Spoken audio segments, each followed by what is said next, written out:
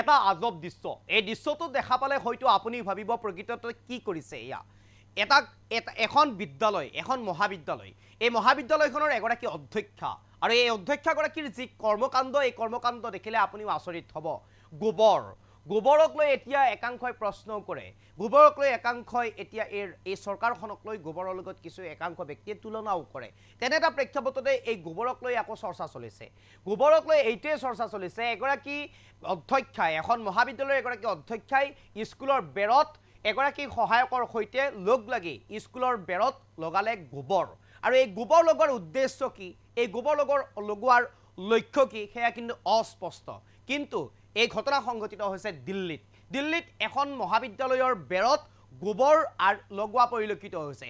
গোবৰেৰে মহাবিদ্যালয়ৰ বেৰখন খুদ অধ্যক্ষাই এগৰাকী সহায়ক লগত লৈ গোবৰেৰে লিপি দিয়া পৰিলক্ষিত হৈছে। এই দৃশ্যটো ওলোৱাৰ পিছতে এক প্ৰকাৰ এতিয়া চৰ্চাৰ সৃষ্টি হৈছে। সামাজিক মাধ্যমত এই বিশেষ ভিডিঅ'টো চৰ্চাৰ শিৰোনাম দখল কৰিছে। এই মুহূৰ্তত সবিশেষ আপোনালোকৰ বাবে এই মুহূৰ্তত সবিশেষ লৈ কাৰণে চেষ্টা কৰিছোঁ। মহাবিদ্যালয়ৰ বেৰত অধ্যক্ষই লগালে গোবৰ, মহাবিদ্যালয়ৰ বেৰত অধ্যক্ষই লগালে গোবৰ। দিল্লীৰ লক্ষ্মীবাই মহাবিদ্যালয়ৰ অধ্যক্ষৰ এই অদ্ভুত কাম, দিল্লীৰ লক্ষ্মীবাই মহাবিদ্যালয়ৰ অধ্যক্ষৰ এই অদ্ভুত কাম। অধ্যক্ষা ডক্টৰ প্ৰত্যুষ বৎসালাৰ এই কাৰ্য সামাজিক মাধ্যমত এতিয়া চৰ্চা। ডক্টৰ প্ৰত্যুষ বৎসালাৰ এই কাৰ্য এতিয়া সামাজিক মাধ্যমত চৰ্চাত। কি উদ্দেশ্য লৈ এই কাম কৰিছে সেয়া এতিয়াও ৰহস্যৰ আৱৰ্তন। এই মুহূৰ্তত আমি সবিশেষ দেখুৱাবৰ কাৰণে চেষ্টা কৰিম। কি উদ্দেশ্য আগত লৈ, কি লক্ষ্য আগত লৈ মহাবিদ্যালয়ৰ অধ্যক্ষাগৰাকীয়ে এনে কৰ্মকাণ্ড কৰিছে সেয়া এতিয়াও অস্পষ্ট, সেয়া এতিয়াও ৰহস্যৰ আৱৰ্তন।